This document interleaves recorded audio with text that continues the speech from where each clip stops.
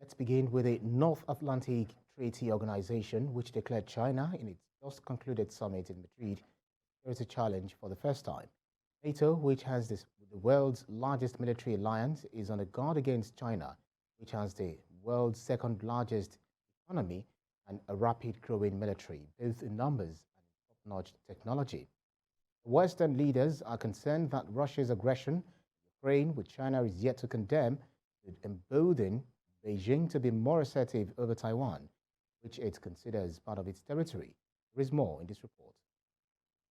The North Atlantic Treaty Organization, NATO, has just concluded a meeting with some of its closest partners in the European Union, Georgia, Finland, and Sweden.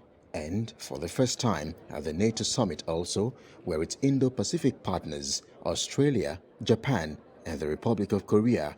NATO's Secretary General Jens Stoltenberg says the alliance is now facing an era of strategic competition as it sees a deepening strategic partnership between Russia and China.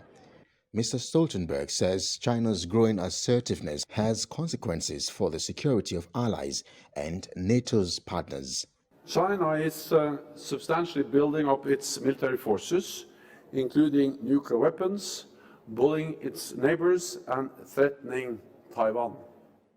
Investing heavily in critical infrastructure, including in allied countries. Monitoring and controlling its own citizens through advanced technology. And spreading Russian lies and disinformation. China is not our adversary, but we must be clear-eyed about the serious challenges it represents. We will also do more with our partners. We approved an enhanced package of support for Ukraine, helping to equip and strengthen the country for the long term. Meanwhile, U.S. President Joe Biden attended the North Atlantic Council meetings and had a trilateral meeting with the Japanese Prime Minister Fumio Kishida and the President of South Korea, Yoon Suk-yeol. U.S. Secretary of State Antony Blinken and Secretary of Defense Lloyd Austin also attended the meeting. This is an opportunity to further coordinate our trilateral efforts, specifically with regard to the Democratic People's Republic of Korea. Our trilateral cooperation, in my view, is essential to achieving our shared objective, including a complete denuclearization of the Korean Peninsula and a free and open Indo-Pacific. Still at the summit, President Joe Biden also met with the President of Turkey, Tayyip Recep Erdogan. I want to particularly thank you for what you did putting together the situation with regard to Finland and Sweden and all the incredible work you're doing to try to get grain out of Ukraine and Russia. I mean, you're doing a great job. I just want to thank you. The Western leaders met in the Spanish capital, Madrid, from the 28th of June to the 30th for what many are expecting to be the most important NATO summit in recent decades. Just months after the invasion of NATO ally Ukraine, the 30 member states of the Intergovernmental Military Alliance are keen to demonstrate their unity against Russian aggression. For more on NATO's position of the invasion of Ukraine by Russia, I'm now being virtually joined by global affairs analyst from Minneapolis in the United States of America, Kunle Falowo. Thank you so much for joining us on World Now. What do you make of the NATO's declaration on China as a security challenge? Well, thanks for having me, first of all. This is long overdue as China is becoming a rogue nation alongside its Russian counterpart. If you recall, Russia, through its president Vladimir Putin, had traveled to China to talk with the to Xi Jinping and have in order to have corporations and to solicit support, and which he was successful about it, and that does not speak well for democracy around the world. It doesn't speak well for NATO because they're not friends with Russia, and they have been considered a rogue nation. And China forming an alliance with Russia is a systematic problem, and it needs to be addressed. And now it's just a combination of all the NATO countries coming together, NATO allies coming together, and coming up with one voice and saying we will be looking out for China because they're increasingly becoming aggressive. Against the other countries, especially Taiwan, and having formed an ally with Russia. Well, if NATO said that it must be clear-eyed about the serious challenges China represents, but was quick to say that China is not its adversary, do you feel this remark is pregnant enough with some undisclosed meaning? Yes, absolutely. China is a power bloc. We're not gonna dispute about that. They're the second largest economy in the world, and that's a big deal. That's a huge deal. America is one of the first, and there's no way you could just hold them back. They're trying to form alliances in their own accord because they know that they have the powers. They do have nuclear weapons, and there are also a powerful bloc in the Asian Pacific area.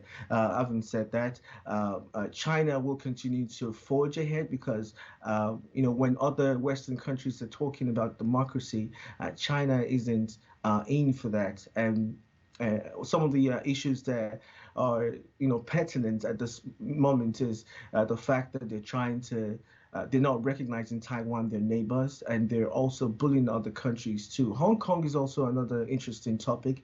There seems to be a way forward in that area, but violation of human rights, and also they've been accusing China or the Chinese government of spying on their citizens with advanced technology and all that. It's a violation of human rights, and it's not going down well with the other Western countries, and NATO is saying they need to stop that. But China is also saying you can't tell us how to run our own country, and so this is a dispute that will continue to forge, a divide between the two Yeah, institutions. Kunle, Kunle, all said and done, but China seems to be unperturbed with NATO's declaration, dismissing it as a completely futile warning.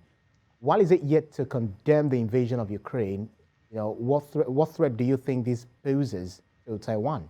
Yes, because Russia and China tend to have a common interest in the sense that Russia wants all of Ukraine, all of it, and China, on the other part, wants all of Taiwan and other, smaller countries, all smaller neighboring countries. Now, these are some of the common interests that both countries happen to share, and that means that the more alliance Russia have with China, the more it's able to kind of forge some form of alliance against the NATO countries, which is not going down well with the other forms or other countries underneath NATO.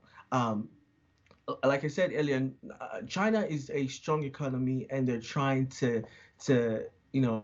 form a very big umbrella in that Asian region, and with doing that undemocratically, you're trying to take over other smaller countries and try to make it become yours. That's a problematic situation because there are sovereign countries. Taiwan is a sovereign country, but it's not recognized by China. So that is a big problem. And some of the reasons for China, when we really look at it, for them trying to do that is they see Taiwan as a extension of China, and also they tend to compete with them, trying to compete with the marketing and resources that they have, because they can also provide some of the things that China tends to provide, like having to produce and having to mass produce for other Western countries. Now, if China can strategically take over Taiwan, it means it has a monopoly of, having products, sell out to other countries, other advanced or Western countries. Now, this is some of the issues that is underneath.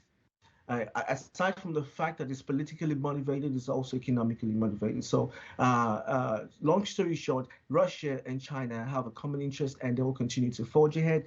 But NATO is making a bold step by calling out China, which is a good thing. And this way, despite the fact that China thinks NATO is a puppet of the United States, but nonetheless, this will send a good warning, even despite the fact that China might look at it as it's not relevant, but it is a big deal for them.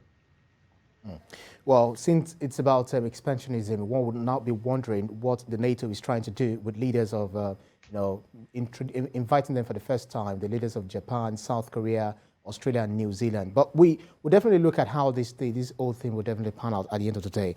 Kunle Falowo, a global affairs analyst from Minneapolis, United States. Thank you very kindly for your time. A pleasure. Thanks for having me.